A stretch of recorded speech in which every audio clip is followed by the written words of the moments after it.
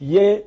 bamita Jamal omukulu wabula yayimba njukira bulungi Bukedde TV ngetandika emyaka 12 egiyise banayitwa akuba hajati nabukenya yonna gyoli nkutumidde nnyo ngayagala nnyo omukulu oyo kubanga mazima kiri nti byayimba bituufu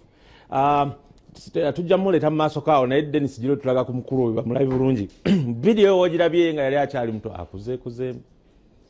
akuzeekuzeemu bambi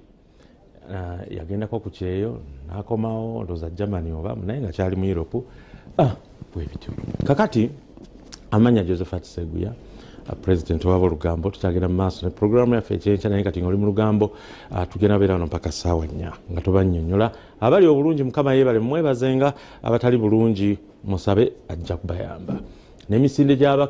Ssaabasajja Kabaka egy'oku Sande gyongedde amaanyi nayo tugenda kutuukayo naye kati tusooke tulabe ekisonga eno gyebuvuddeko waliwo olutalo lungi nga abayimbi babawa ranking nti golina kuyimbira ssente bweziti nga bayomba bwe bityo naye ndowooza baali unfair anyway to musicians banaye kuyimba si kwangu naye kati waliwo embeera ndowooza ffena gye twetaaga okusalira amagezi abakoze mu Pasika abamu si bonna naye abasinga ng'oggyeko Saimo Buloba Forest Park kubanga Bukedde nantalemwa kakonge ka ku kkubo naye abantu tebakoze bambi ssente ate nga baateekamu kati nate njogeramu ne Bajjo naŋŋamba mbabuulire tulina okwesiba ebbiri endongo egenda olumu yabyogerako ne bamuvuma kati bapromota kyebaagamba katusooke tuleke bano abayimbi beetegeke kati abayimbi beetegese endongo neegaana katusooke tulabe byagamba ebivulu byonna ebyabadde ku Easter Easter Monday byasaze buli mutegesi ensonga yasalisibwa nga bwe kujulidde nti abantu baavu ate bakyalina kipya kibasuubira mu bayimbi abayimbi bali common everywhere ekirala abayimbi ba Uganda balemedde mu nkola ya analogo okulaba nga tebalinyisa mutindo gwabwe n'okukuleeta nga kibayita scarcity mu economics kibayita scarcity creates demand ntulo ekintu okibaamu ennyonta osikiriza omuntu aba akyagala okukirabako oba okukigula Juliana ne Irene Nambiru ababula be basinze okukola kyogamba nga salabye gye babala ate ndongo Juliana yabadde ku Resort Beach tewabadde bantu n'agenda kwa Kamwesi tewabadde bantu industry yonna eri down bw'obanga tebabaddeyo ng'ate naye yakuliyetinga scarcity katola nga otegeeza kakati Juliana talina audience Juliana bamubrandinga Serena abamulaba mitwalo 12 talina audience y'abantu bawansi ba mutwalo aba abantu abalina audience y'omutwalo Chameleone sebu yantegera bulungi obudde mu mawulire nti talent ya Chameleone ekuleetera okumwagala because is talented nemba gamba bana Uganda mwena nti buno obudde ne tumisinga kibaita big free wadde nawudde bajamalo bakiwakanya mwana mukiwakanyize kyamalo sebu yakakujonyola mu kano kateekeyo tikibaita big free tekitegeeza nti Bobi Wine yasinga obunene tekitegeeza nti Chameleone yasinga obunene tekitegeeza nti Bebe kulu yasinga obunene kitegeeza okuzitowa nti sebu ya programu z'Olugambo zonna zizze naye believability bajja ku Lugambo lwa sebu ya tuguwa soka mu kintu atozitowa nti abayimbi bonna bayimbi ennyimba ennungi osobola okutimba Kapa Kati Josh Nana Mudula Alien Sikini posta neweuka nkunyonyola wano warobiki naye botimba abayimbi bonna bano bemugamba nti be batabaliko boka tebayita banuko naye ate bobatuuzaamu Chameleone oba no batuuzaamu Bobi Wine oba no batuuzaamu Bebe kulu posta ezitowa sebu yantegera bulungi kibayita big free tiwaliwo ekintu ekitegeeza face ya music industry ti Bebe kulu Bobi Wine Chameleone yadde original togenda kukijjawo oba okyagala bato kyagala oba ina hit 10 oba ina hit 2 Chameleone Bebe kulu Bobi Wine ye face ya music industry ate nakya kimubuusiza amaaso ekisudde music industry Uganda Bobi Wine okuyimba ndoza walabe yavuddeyo bovina atekawo tokability music naddamu live ndoza nti kati byetwogerako ti Bobi Wine oyo ayina engeri yate Bobi Wine ne Bebe kulu bayina ne Chameleone bayina engeri bateeka talkability and life in the music industry kati music industry badde down mwena ffena tuli kubigamu Chameleone yazemu Bobi Wine Bebe kulu yazemu Bobi Wine kitegeeza ekintu kyabwe kigenda kikoma nkolaga bananyini music industry nsiba wana muwanyi kuba bonna baagwa tekuli bwenjagala kunnyimbira ekitufu bonna baakola ki baagwa naye ate bazitowa sebu y'okugwa tekikugana kuzitowa oyogera boogezi linnya Paulo Kafe n'owulira ng'oyitegeeza music oyogera Rodi Fred Sebata n'owulira ng'oyogera music kati ye Chameleone Bebe kulu Chameleone kati big free topic tujije bana abayimbi abato balungi era bayimba bulungi tebanazitowa tebanatuuka kwambaza abantu kubasasulira Kenzo tebagezi Kenza agezaako ne tebanamenya record ya kubasatu n'omu ate utalizitowa era kamudagule muganda wange Palaso wabutaabe watagende n'asibe wapasa tobo mogerwa launch egenda kusala palaso abenga yoyo mpuniza seguya bino byange these are my views kati sikuba kalango ka palaso badde ngamba so je yategese egenda kumusala abenga yoyo wamuwulirako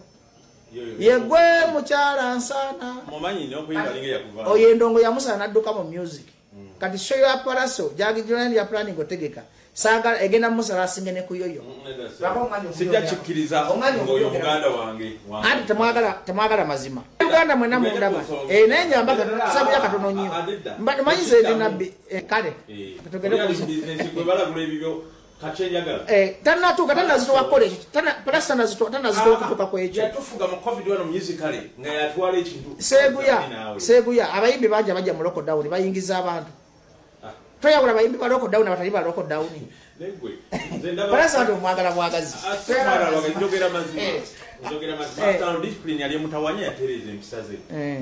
kakati kyokamba empisa ze zireeta abantu wamulayo ku bivulu bimeka kati mugenda tukubetinge wano kwebukedde zengamba temugenda funa bantu nze njagala nnyo palaso seguya tagenda kuliketi sijagenda kati walituka mu koota ya Nuwaji bajje batebeko omutwe ku City Square nalabako omusajja yayogera ebigambo ebyo Bajjo era kano akantu katereke ojja keetondera akantu kano omwaka gwali gwa 1952 omuzungu Sir Cohen baali batufuga wano Bungereza ng'abafuzi b'amatwale ne bawangangusa Ssekabaka Edward Muteesa Luwangula kubanga lyaganye amefuga ga Uganda nga yagamba Buganda eriwa bwe yawanganguka waliwo omusajja yagamba nti oyo talidda bannange yakomawo omusajja yadduka na katimbu yakola family ekisumu gyeddukira kuba yali asimbyewo okugulu nti bakutemangako nadduka n'okugulu kwe nakati bakyamunoonya kale bajja ebintu ebyeyogera ku City Square bakutemeko omutwe kati yagambye mpozi tugenda kuddamu era tumuwulire omukulu we Bajjo nti abayimbi beetegese ebivulu kati beetegese oba n'abalala beetegeka awa ne pulaani bwe byali badde bikolebwa endongeddemu amaanyi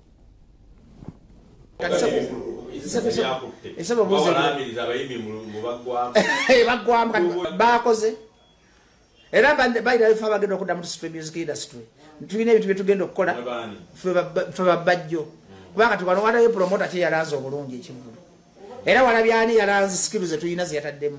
music industry etaka kuliikiriza na skill oba tolina skill seguya abantu bajja kubiraba twaga kasoka tuddeko ebbali bagiwuliremu singa ndi mugaga singa ndi nakeedi ku Kampala road naye ndongo amanya abasigaza amabanja mu Easter Monday ne Easter bepona buli yategesa Easter Monday ali mabanja ne Easter endongo tosobola kugaggawala kubanga endongo si muli mu ddiiru nga bwola bazaala tukolera mu ddiiru ndala yingira ekivulu ofune contract mu UBL yingira ekivulu ofune endorsement naye waliwo ababitunulira ng'obugaggafu tubikola lwa passion nakufuniramu connections kati njogedde amazima omuntu omulala gatasobola kugamba fe tulina bu business obulala obutukola ki bwe tubaliramu so si kivulu kati bala mwakola resort naye aba abalemu tyeni kumuwaki contract ya kudistributing ya time nyaniriza buli muyimbi ayagala okwetegeka oba wetegeka lonchi palaso teyetegekedde lonchi yajja okunyumiza ku bayimbi banne nti bannange bino ebintu bifuna nnyo oba tebifuna nnyo lwaki Christmas ate yakola katali kintu kisala mu Uganda nga Christmas na Easter era teri yakola Christmas naafuna abantu abafunamu baboxing Christmas tekola ne Easter ennaku ezikola lwelusooka omwaka 31st ne boxing day kati fenga tulaba abantu babacakalanga bangi okwata ekifaananyi okikwata ango nolowoozesa abantu nti abantu bangi public netola perception endala nga nange omutegesi nsigadde maziga ekyo nkikuwulira from technical view of point oba oluzungu lutuufu ani mwaka oguwedde oba up to now yali akoze concert nevaamu kusenga buli muyimbi yakola lonchi omwaka oguwedde tagenda kuddamu kulonchinga ng'ogyeko olutalo Kenzo ne Nuwaji mbulwaki ate endongo yasala balina kati bali baawunga waliwo yasinga n'ekyapa ky'ettaka muyimbi munene sijja mwogera ekyapa kye kigenda naye mwe public manyi yakola ssente nyingi naye ali mu maziga ate gwanga mujje ne yagikola simanyi gyali bwe nakubuulira amazima anikuwulidde ebiriwo naye sijjako kulirira towahiriza big kale yafuna ebizibu kyekituufu okutegeka cricket oval si kyangu n'ogisasula nga 10 February show ya Chameleone neyiika ate noddamu n'obitegeka awo big naye mukazi w'amaanyi wabula ayimiridde noddamu n'oteeka ati nosigala nga otambula oli w'amaanyi kati tusoke tuwummulemu tukoma out of awo.